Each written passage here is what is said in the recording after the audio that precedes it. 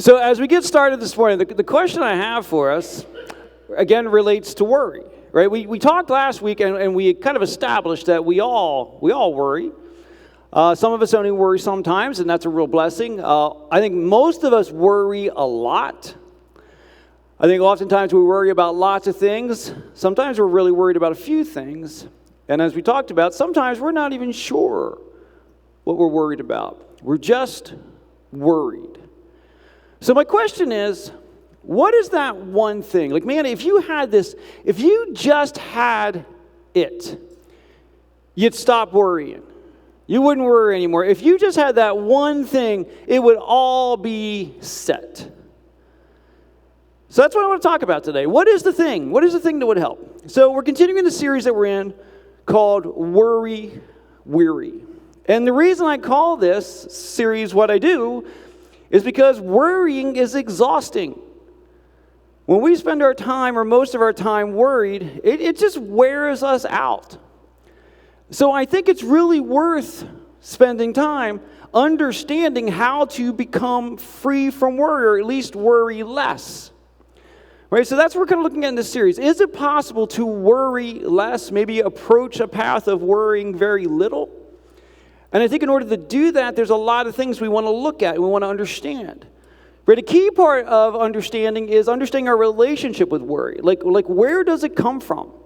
And why do we experience that? And is there something that we can do about it? Because I believe there is a way, it is possible to worry less. Right? And the thing is that we're all looking for security. All of us are. Right? That security is the thing that helps free us from worry. But of course, where do we find that kind of security? How do we find that kind of security? Is it possible to find that kind of security? I mean, I believe we go through our lives trying to do that, and we do it with pursuing a variety of things. Oh, if I could just move away from here and be someplace else, then I would be more secure. If I could be with this person, things would be wonderful if I was just with that person. But what do most of us look for security in? Money. Right? Either money or things that money gets us. And I do not want to diminish the importance of money. If you do not have enough, that's challenging. But once you kind of get to the point that you are covering your bills and you are, covering the things that you need, and you still don't feel secure, because we think that there's some number that would give us security. And if you ever thought about that, what is the number that you've had in mind that, man, if I just had that, we often would think of, like Bezos money or, Bill Gates money, but I think we could probably find something this side of, $40 billion that would get us there. But, if I think back through my younger years, there was a time where I was like, man, gosh, if I could just get together $1,000, things would be so much easier. And then through hard work and, circumstances coming together, maybe we arrive at that $1,000, and maybe that does address kind of one thing we were worried about. But the worry didn't go away. So what is the number? Do we just keep adding zeros? Well, if I had $10,000, then I would be okay. I had $100,000, then I'd be okay. I had $1 million, then I'd be okay. If you ever at any point in your life where you had a number in mind, where, man, if I could just get here, then I wouldn't worry, and you actually reached that number, don't answer this out loud, but if you actually reach that number, did all of your worries suddenly go away? Did you finally have enough money to really feel secure? I didn't. And I think that there's kind of this old, really kind of corny joke that I think really represents the challenge that we experience when we're trying to find security in this life. The joke goes something like this. Basically, a police officer is on duty in the evening. He's walking down the sidewalk, and as he's walking down the sidewalk, he notices a man crawling around in the street under a street lamp. Realizing this is not a safe thing to do, he approaches the man and says, "How you doing? Is everything okay?" He says, "Oh, I'm just trying to find my keys." So the police officer says, "Well, this isn't really safe, so let me help you out. We'll look together." And after an extended period of time, they still have not found the keys. And the police officer asks the man, are you sure this is where you lost your keys? And he goes, oh no, I lost them over in the alley, but the light is just so much better here. Now, what's going on, right? Is that he has this very strange belief that he believes because one place is easier to see, he believes the fact that he's in a place that's easier to see, that must be the place that he will find what he is looking for. And that is the exact challenge that we face.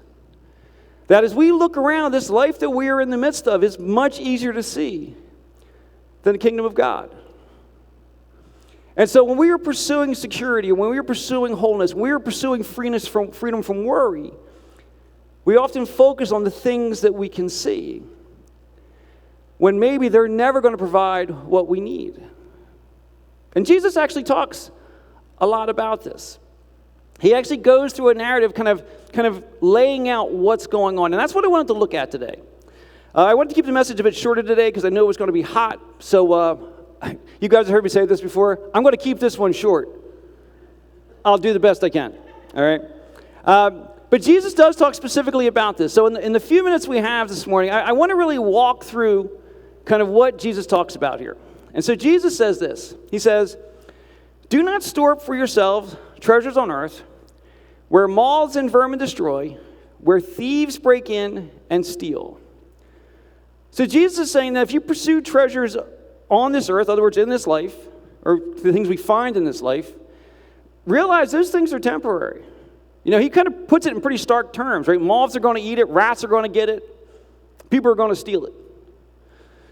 Now, as Jesus says all that, is he saying that saving up money is a bad thing? Is he saying that having possessions of any sort is a bad thing?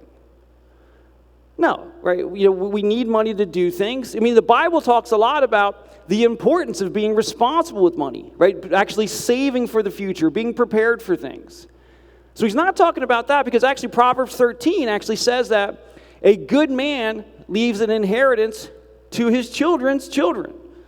Right? So we are called to plan for the future and be responsible. What Jesus is talking about here is our relationship with things, our relationship with possessions, our relationship with money. Right? Because the question we ask ourselves is that what place do possessions hold in our life? Where does money come into our life? Right, we should be responsible, and there is an element of security that comes from saving our money and saving for the future, but it's never going to be so much money that there's nothing to worry about. There is no such thing as enough money to worry about, even if you are Bezos or Bill Gates. In fact, Steve Jobs died at 56 years old with somewhere between $7 and $10 billion. Because there are some things that happen in our lives that money can't fix. And there is a simple reality. All of us, and I don't believe this is news to any of you. If so, again, see me after class. All of you are going to die one day. I'm going to die one day. And when we die, all the things we have saved up here, all the things we've accumulated, all those things we death gripped, all those things we destroyed relationships over to get to and to have, they're all gone. And Jesus is saying, recognize that. Not that we don't need those things, not that they don't have value, not that they don't have use, but they're not going to provide that lasting security that you're looking for. Jesus carries on. He says, there's actually a much better choice than treasures on earth. He says, store up for yourself treasures in heaven, where moths and vermin do not destroy, where thieves do not break in and steal. He's saying, right, the only things that truly last are the things of God, right, the things in heaven. And what is Jesus talking about when he talks about storing up treasure in heaven? Like, how do we even do that? Well, basically, Jesus is saying is that to use our limited time on this earth, because that is the reality, we have a limited time on this earth, to use that time to do things of eternal significance. things that are more important than our own lives, or at least go beyond our own lives. I shouldn't say more important, that go beyond our own lives. So what do those things look like? Well, anything that shows someone compassion, that shows someone kindness. When you're aware of someone who is in need and you step in to do something about it. When you're aware of someone who's hurting and you step in and do what you can about it. I mean, Jesus talks about a lot of the things that we can do like that actually care for other people. And one of the key things we can do for other people is actually pray for other people. To use our prayer life to not just pray for ourselves, not just pray for our immediate families, but which we should pray for, but other people as well. People around us that we are aware are hurting. And I guess that's a question I would have for all of us, because this is something I had to confront in my own life at one point. How much of your personal prayer time do you spend praying for other people compared to how much time you spend praying for yourself? I realized I spent most of my time, almost all of my time at one point, praying about things that were directly affecting me. And yes, we should pray for those things. But Jesus calls us to pray for one another. And it's a really important thing to do. Not that we're trying to talk God into something, but prayer does work. Prayer does make a difference. But also the reality is that as we pray for people, it moves our hearts. Right? As we take things to God and we start praying what someone is dealing with, sometimes we realize that maybe the answer to the prayer is the person saying the prayer. Maybe there's something that you can do to make a difference. Maybe you can't fix everything, but you can step out and do something. Prayer is really, really important. But also, doing things is really, really important. If you're aware of someone who is in need and you can meet that need, Jesus calls us to do that. To use our resources to make a difference. That's the idea of doing things of eternal significance. That's the idea of storing up treasures in heaven. And so if our time in this life is limited, let's not spend it acquiring things that fall apart. Let's spend it doing things to make other people's lives, people in need, let's make their lives better. Right, what I'm about to say is not a political statement, it's a simple statement of fact. That the recent changes in legislation will cause children to stop receiving food, will cause households to not have access to things that they used to have access to. I'm not saying whether the legislation is right or wrong, I'm simply stating the fact that that is the reality. The SNAP program is being cut back, which means some children will no longer get food. Some families will no longer get food. Do you know someone that might be happening to? Do you know someone who's struggling to have enough food? I mean, we have a pantry here. If you know someone like that, direct them to come here on Tuesday mornings. Right? Something you can do personally if you can step in, but also just sometimes help people know that resources are available. Right? Because we have a bunch of food down there that if you live in Pennacook, we give you for free. You just got to show up. So we can make a difference by actually doing something. See, the thing is that the treasures in this life are temporary. Right? We are all going to just move on one day. But the treasures of heaven are eternal. See, the thing is, the treasures we build up in this life, we leave behind. The treasures of heaven we actually arrive at when this is all done. And we spend our eternities there. And Jesus points out that this is so important to get right. That because the thing you focus on will shape your whole life. Right? Jesus says this, "For where your treasure is, there your heart will also be." Right? What you value most dictates how you spend your time. What you value most dictates what you care about. He says, "The eye is the lamp of the body. If your eyes are healthy, your whole body will be full of life." Of light. Right? The thing that you care about draws your attention. It decides what you do. It dictates where you go, where you invest yourselves. And Jesus says that if we're seeing the right things, if we're focused on eternal things, the rest of it starts to come together.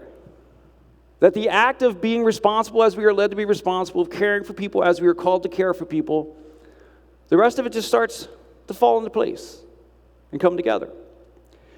But he says it can also go the other way, right? Jesus says, but if your eyes are unhealthy, your whole body will be full of darkness. If then the light within you is darkness, how great is that darkness? Jesus says that we're focused on the wrong things. The phrase he uses that if we're focused on the wrong things, that we will be filled with darkness. And what he's saying is that even beyond focusing on the wrong things, focusing on transient things instead of eternal things, beyond even doing that, he says we're filled with darkness. And what he means is that we will actually start to convince ourselves that what's right is wrong and what's wrong is right.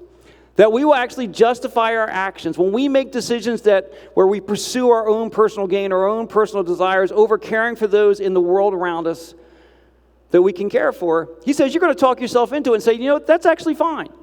That's all okay. You'll convince yourself that that is fine. I've convinced myself in many cases that that is fine. But Jesus says it's not fine.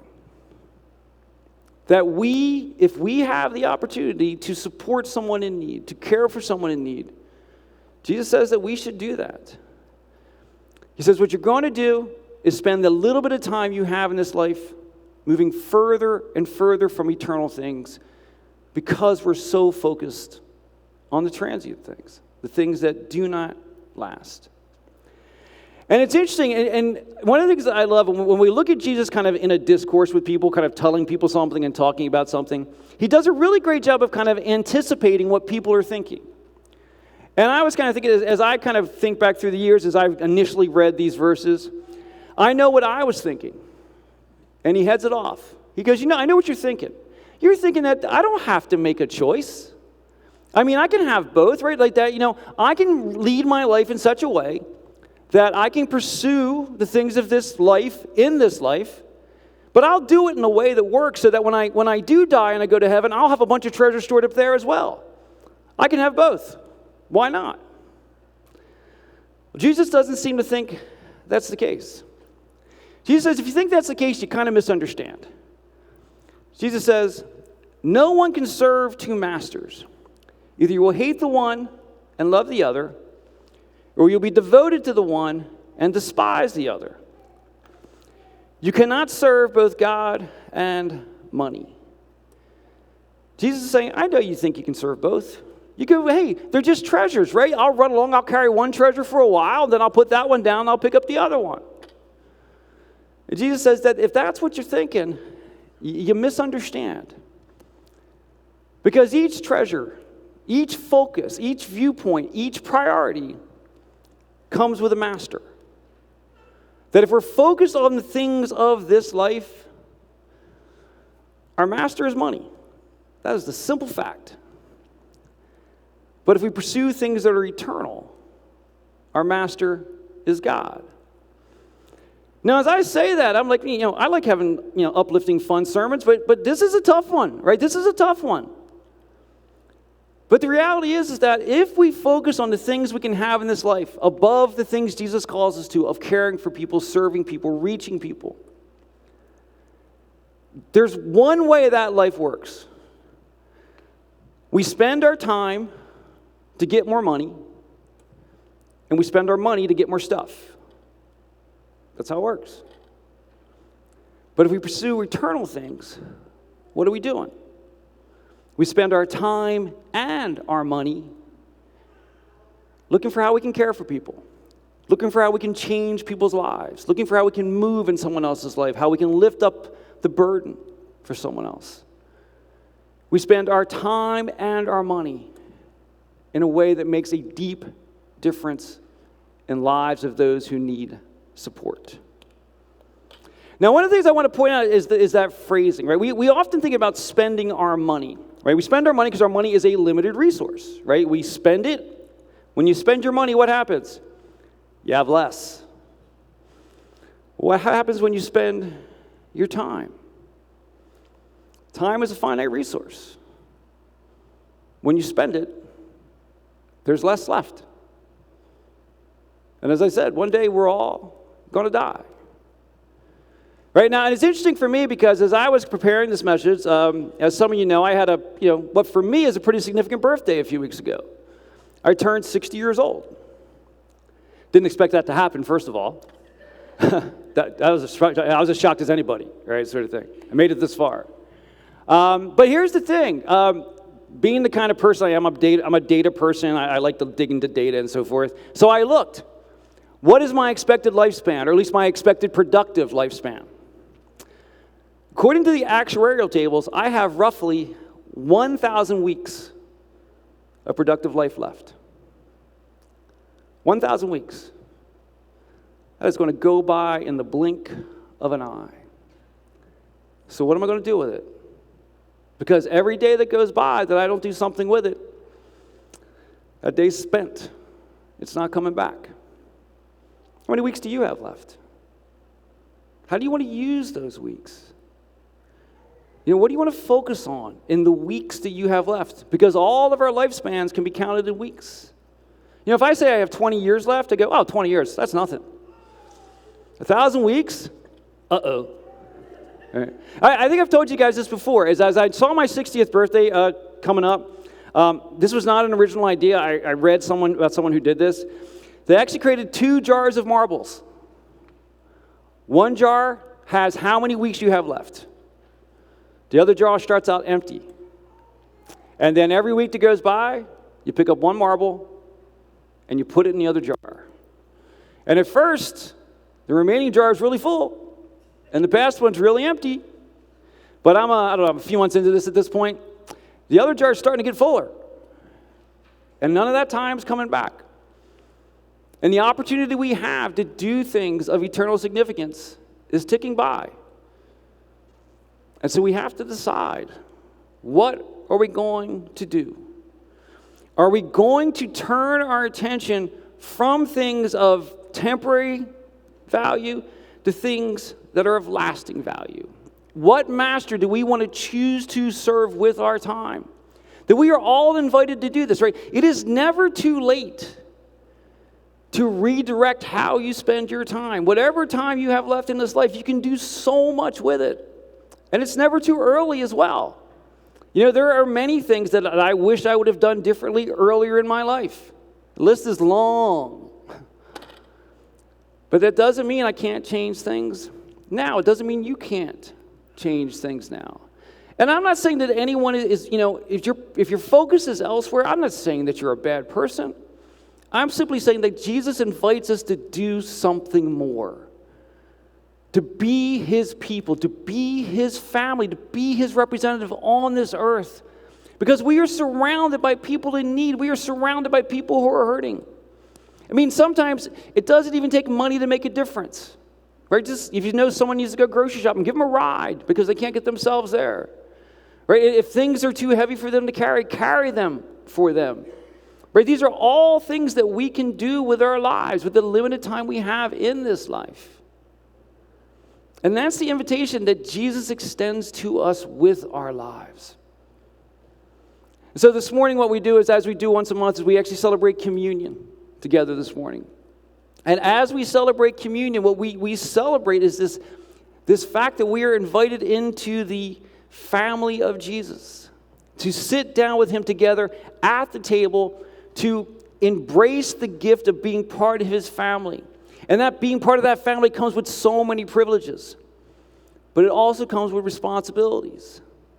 So this morning, as we celebrate communion, what I would invite each of us to do is just to consider, what is Jesus inviting you to do with the time you have remaining in this life? Where do you want your treasures to be? Where do you want the things that are important to you to be focused? Because I think it's a chance to make such a difference in our own lives as well as the lives of others.